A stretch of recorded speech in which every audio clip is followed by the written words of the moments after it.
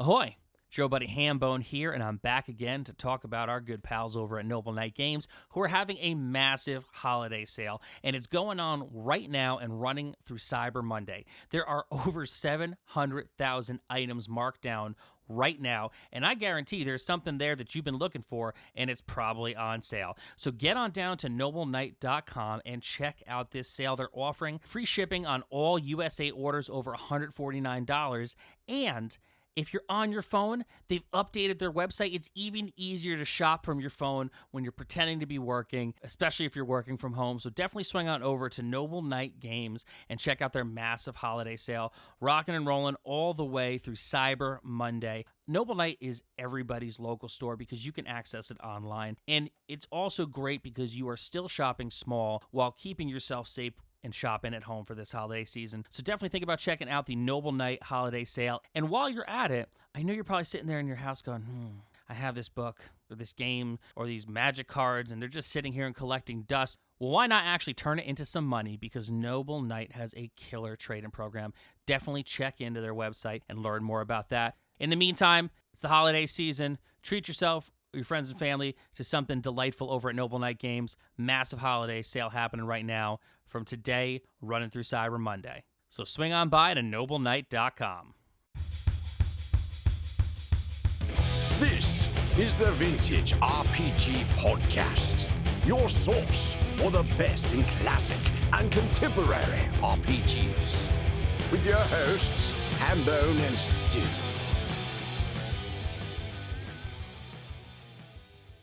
Welcome to the Vintage RPG Podcast, coming at you again from the clubhouse hidden somewhere in the swamps of New Jersey. I'm John Hambone McGuire, and with me, as always, is the editor-in-chief of Unwinnable.com. This is a subject I know nothing about, so I can't even make a joke today. Stu Horvath. Is it really? You have no touchstones for Warhammer? You know, this is like my big blind spot with RPGs is Warhammer. So like I'm kind of coming in here blind. You know, my grasp on Warhammer is I had friends who dabbled in 40K and I had friends who were just like, yeah, I don't actually play that, but man, do I like painting miniatures because it's relaxing. So that's kind of where we're at today. How you doing today, Stu? I'm pretty good. You know, can't complain. It's a wonderful day in this neighborhood. You know that's right. So, Stu, while we're feeling fancy and free, why don't you tell our listeners about Warhammer Fantasy Roleplaying? It's interesting, buddy, because Warhammer and Games Workshop in general has always been a big blind spot for me. And the only reason that it is no longer a blind spot for me is because people are constantly like, Stu, when are you going to cover Warhammer Fantasy Roleplay on the podcast or on the feed? And I'm just like, never. And then people are like, no, you got to do it. It's, oh, come on. Peer pressure. Peer pressure. Give in. I did. I gave in. And the thing is, Warhammer Fantasy Roleplay is a fantastic game. Really? Absolutely. Absolutely. One of the best role-playing games. Like, they really knocked it out of the park. In general, I think that, like, Warhammer is just off-putting to me. And I think that that's sort of a thing that has spun out of 40K and the way that they're very litigious in the modern era. And they definitely built a wall up around their community of players and encouraged them to sort of be alienating to newcomers. It's a terrible business model. It is and it isn't. I mean, they have Games Workshop stores all over the place. And, like, you can go and buy your miniatures and paint there. So, like, it works, but it's, like, it feels very hostile to me. It's felt very hostile to me since the 90s. But this is from before that. So, okay, let me back it up a little bit. Importing role-playing games into England, the United Kingdom, was super expensive because you got to pay all that shipping. What, you mean shipping overseas was expensive even back then? You don't say. Perhaps even more so. So Games Workshop really got its start as they would print the UK version of D&D publications. That was really how they started. And they did the same thing with a lot of Chaosium games. There's Games Workshop's versions of Call of Cthulhu, RuneQuest, Stormbringer, and they always had miniatures, but they were an import house. Eventually, they decided to really get into the business, and I believe their first role-playing game was Judge Dredd, which, again, not something that I ever would have delved into, but it was in that really big hoard of books that we bought up in Victoria, Canada, and wow, what a fun game. You could see how Warhammer Fantasy is going to come out of that, their approach to stuff and the systems and stuff. And I mean, come on, a Judge Dredd role-playing game? Like, it's an easy, like, starter for Games Workshop, you know, as a UK games company. Like, their aesthetic was already kind of there. Yeah, and they didn't have to pay for that pesky American licensing. Yeah, yeah. So in 1986, they released Warhammer Fantasy Roleplaying, and it's sort of this really interesting combination of all of the things that they've sort of been publishing for other people. As much as it's obviously like a D&D inspired game, the world's aesthetic, I think, is informed by Stormbringer, that kind of dark and gritty, the embrace of anti-heroes and like an interesting mix of cultural tech levels comes from Stormbringer. And then there's the first campaign, The Enemy Within, which is a really great campaign. It has the investigative nature of Call of Cthulhu. So it's all three of these sort of mixed together in a really interesting way. And they have hit locations, so it's sort of like there's a little bit of RuneQuest in there too. So it's super interesting to me that they showed their influences so openly. Something for everyone. Yeah, it is a little crunchier than I like. There's like a whole bunch of stats. It's all basically percentile-based skill system, and the way that those skills and abilities sort of like the interplay between them is pretty satisfying, even if it's a little complex for my taste. Well, you have to imagine that, when you're trying to do something for everybody, you can't not have it be crunchy, because you have to have everything work and integrate seamlessly, right? Yeah, and the system is calibrated overall to facilitate miniature play. So that's just not something I ever want to do.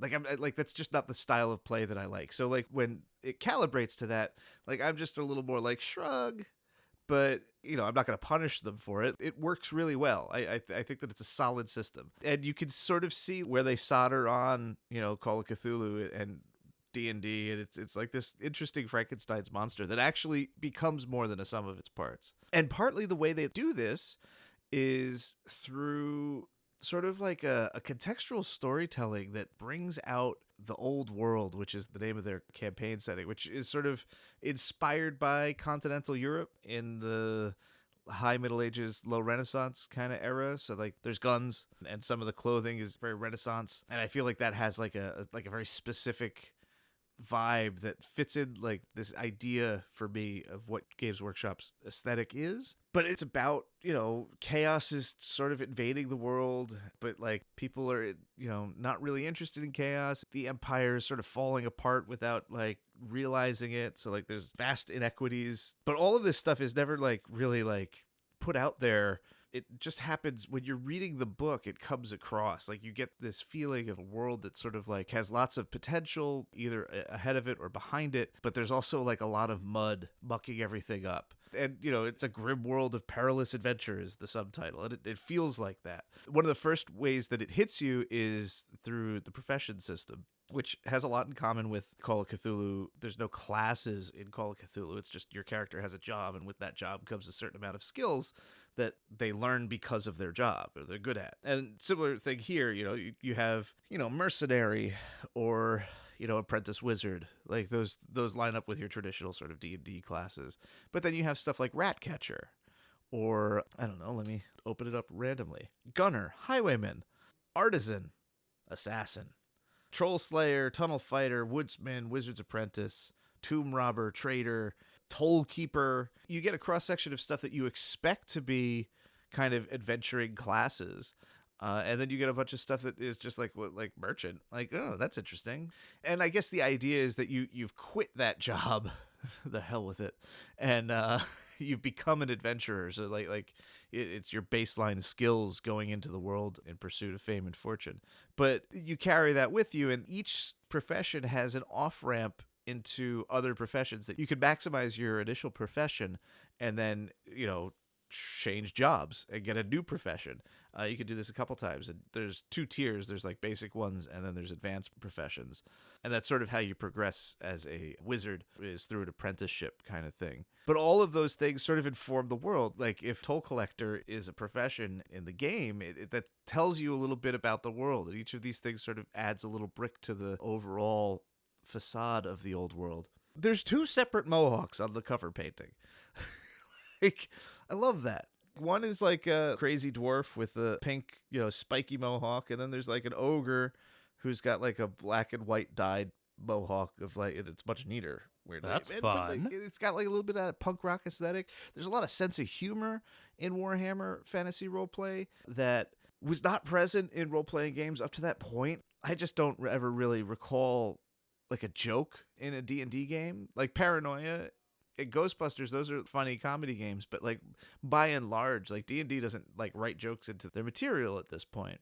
It's interesting to me because a lot of it's like punny and silly, and like it that definitely is something that gets drained out of Games Workshop in general. Like I feel like it's just such a dour kind of serious, grim, all for the Emperor, piles of skulls, fire, chaos. Yeah, I mean, that feels right. This is like 1986 when this came out, so like you definitely have a bunch of old punk rock kids like now. We're going to write a game that we're not going to take too seriously, but we're going to be serious about the work we do. Yeah. And eventually, like, the lore becomes too much, and they buy into the lore too much, and then it just becomes, like, serious. Yeah. Yeah, pass. But at this moment in time, it's really great. It's freewheeling and fun, and so then, like, on the back of this, you have the Enemy Within campaign, which is just, like, this fantastic campaign. Mostly. So, I mean, it depends on what you consider part of the campaign. It is officially 5 volumes, 6 volumes. The Enemy Within, which is mostly a campaign source book and a short adventure. The Shadow over Bogenhofen is volume 2. Volume 3 is Death on the Reich. Volume 4 is Power Behind the Throne. And for me, that's it. After that, it's not so good anymore. But there are 2 more volumes, Something Rotten in Kislev and The Empire in Flames, I think the last one's called. The first chunk of them, culminating with Power Behind the Throne, is just so good. So not what you expect. It's such an investigation in the Call of Cthulhu sense. Like, there's very little combat. Combat is actually super deadly, so you don't really want to get into combat. I love a system like that. And because of that, there's this focus on investigation. The first scenario is just sort of like an on-ramp into the campaign, and it's interesting. It's a case of mistaken identity. But once you get to Bogenhofen, you're really just kind of trying to figure out what the heck is going on in this town. Obviously, chaos is afoot, and you need to ferret out what's really going on here before something terrible happens. And something terrible can happen at the end that, like, depending on if you screw up, the consequences are really, really bad. Terrible. And I feel like D&D never gets to a level like that. Like, D&D can't touch any of this because, like, the role play is really right in the title of the game, Like unlike Dungeons & Dragons, which I feel like up until the 90s, it's still sort of struggling to be a role-playing game. It's still like a tactics kind of dungeon crawl-focused game. Shadow over Bogenhofen is like really about going to a town, talking to a lot of people, session after session after session, not fighting anybody. And then, trying to piece together this mystery. And if you don't do it, the entire town could potentially be swallowed up by chaos. And, chaos and law is like a kind of thing that happens a lot in role-playing games because it's all rooted in that 3 Hearts, 3 Lions and Michael Moorcock stuff and the literature of the 60s and such. But I don't feel like anyone, up until this point anyway, really puts a compelling kind of portrayal of chaos out there. Like, the 4 chaos gods of Warhammer Fantasy are really interesting, and they're interesting in the way that, like, you could go on Wikipedia right now and read a whole lot about them because they've been developed over both Warhammer Fantasy and Warhammer 40K, and like, there's a lot of lore. And I don't love lore like that. It's just so much, so much. Like, I just don't, my brain just doesn't need that much. I know a lot about Star Wars. Like, I don't even care about Star Wars anymore, but there's facts about Star Wars that are just in my brain taking up space. I don't need any more lore. Listen, it's just your brain preparing you for that inevitable moment where it's you and Ken Jennings on Jeopardy, and the one category he can't beat you in, you're ready for. But right now in 86, well, I mean, 86 to 89 is when Warhammer Fantasy really was at its heyday. The lore wasn't as meticulously plotted out. So, like, there's a lot there that's intriguing, but it's not set in stone. So there's so much more just raw kinetic potential where, like, you don't know where this stuff is going to go. I think that the problem with lore is that it always starts at a spot like that, where it's like you get this seed and you're just like, this is so intriguing. And the more lore you get, the less intriguing it is because you've explained everything, right? I think that's where you end up. But right now, it's super intriguing.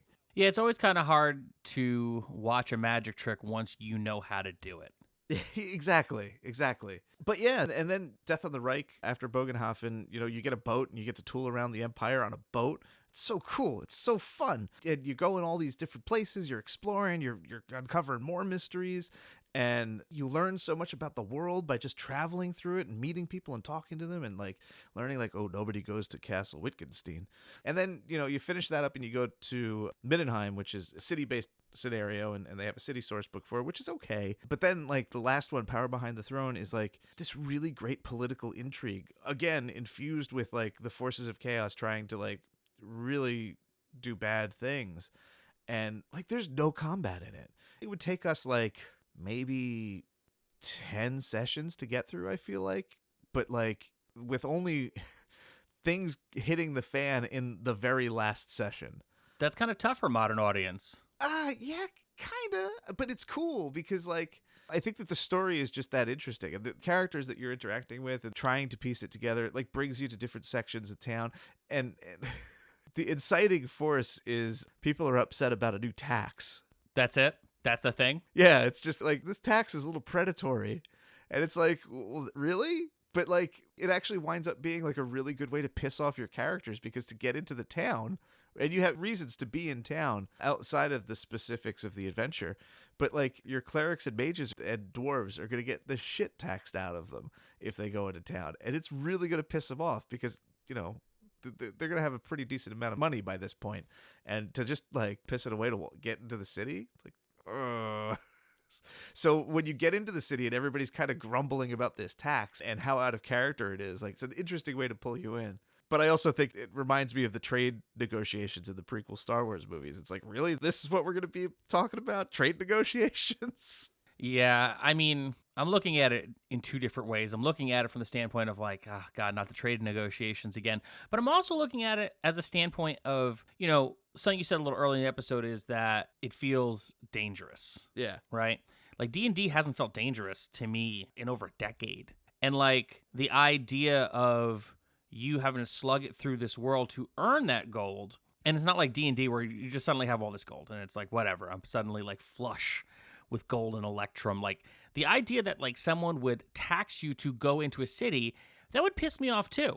And then I'm thinking of it like, wow, like I pay taxes, and I also pay taxes because I have like a small business, and that sucks. And I'm like, man, I would be really mad if I was a dwarf getting taxed to go into this city. So yeah, screw these guys. And like the profession thing kind of like rams that home, because you're not like a fighter. You're like a guy with a job. Like there's a class issue there that I think is interesting. Like you might have a noble in the party or whatever, or somebody who's like hoity-toity like a mage, but like it's pretty good chance that you just have like, like a garbage collector in the party who's got a sword, and he's going to be really pissed when you take his money, This is like such a British concept. I mean, like when I mentioned earlier, like it's a very like punk rock kids, like we're going to make this game, then eventually like we lose it in the lore. Like when you look at, punk rock back in the 70s, early 80s, like the American punk rock was just an extension of like rock and roll and, copying off of things that we saw the British doing. But the British punk rock was like, yeah, we're actually going to sing about like injustice and how it's hard being on these streets. And like this is the equivalent of that in fantasy role-playing. Kind of, yeah. And at this point, I do feel like the politics of the game are pretty progressive. It's very hard to not read them as like class struggle themes, about the rotten nobility and the rotten merchant class, preying on the poor and the worker, which all makes sense because it's all being written in Thatcher's England, right? Like everybody was pissed off at that point. Right. And speaking of England, like there's so much good art in Warhammer. It's ridiculous. Like Ian Miller does so much art. Russ Nicholson. Like Ian Miller is just like a titanic artist. Like I look at his art now and I'm just like, how did this guy ever work in role playing? Like, cause he's just so good. And like, he does like cover treatments for Warhammer that it's just like, wow. Like no one was putting stuff like this on, fantasy role playing books in 86. Like nobody was doing it. And it's not like of a level of like a Frazetta where it's like recognizably like sword and sorcery. Like Ian Miller is weird. There's like a surreal quality, a very horrific quality to his work. And like it brings with it a kind of maturity that I feel like is lacking in US games at this point. And there is sort of like the Faust kind of maturity level at play too, where it's like for mature audiences, but it's actually really juvenile in places, some of the art. But like when you have like a Russ Nicholson, John Blanche is another one who does a lot of work for the books. So much of the art is just absolutely fantastic. The level of production value in Warhammer is really something to be in awe of. I mean, yeah, you do have like an Elmore, but like there's a genericness to the big four D&D artists, I feel like. They all have a very distinct style, but it's a very like conservative approach to sword and sorcery, whereas like there's no mohawks in Larry Elmore's paintings, you know? You know that's right. There's a lot of like perms, So many perms. but like there's something, I don't know, more grounded about Warhammer's approach to art. There's a grittiness and like an artsiness almost. I don't know quite how to explain it, but like an urgency in the art. I think that's a good word to sum that up. Yeah. Anyway, Warhammer Fantasy Roleplaying, I was totally wrong. It's one of the best systems that I've encountered. It's probably the only Games Workshop game that I'm ever really going to think about playing. I'm not sure I ever will. Well, there you go. Stu, do you have any final thoughts on Warhammer? My final thought is don't be like me and think that Games Workshop products are a monolith. There is definitely variation in them, and Warhammer Fantasy Roleplay cuts against a lot of the things that I see Games Workshop do that I feel are negatives. And I unfairly turned my nose up at this game for many years, and I missed out. It is a fantastic game, and I wish that we had played this like when I was in high school, because I think that as a group we would have gotten a lot out of it. It would have changed a lot of how we play, and it's a bummer I missed it. Well, there you go. Folks, this was another amazing episode of the Vintage RPG Podcast. Stu, where can the people find you? They can find me on Instagram, posting every day about role-playing games and role-playing associated stuff. Every once in a while, there's like a picture of some dice, and that's at Vintage RPG. Very cool. You can find me on the Twitter at Handbreaker. I tweet about board games. I tweet about cute animals. I tweet about Dungeons and Dragons. You can also find my day-to-day adventures in podcasting and in life over on Instagram at John Hambone McGuire. If you like the podcast, don't forget to rate, review, and subscribe. Your reviews really do help other listeners to find us. If you really like the podcast, think about becoming one of our patrons over on patreon.com. We got early release episodes. We got some cool behind-the-scenes stuff like videos. Stu's giving a look currently at his new novel that'll be coming out soon. I've been working on an RPG, and I've got some behind-the-scenes workings on that. And we've got a killer Discord community that we'd love you to be a part of. So definitely check that out. Patreon.com/vintagerpg. So for Stu Horvath, I'm John Hambone McGuire. May the dice always roll in your favor.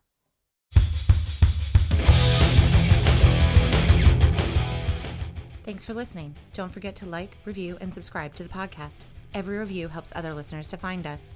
The Vintage RPG Podcast is a ham-fisted production. Music by Dega West. Art by Schaefer Brown. If you like the podcast, you should also consider becoming a patron at patreon.com.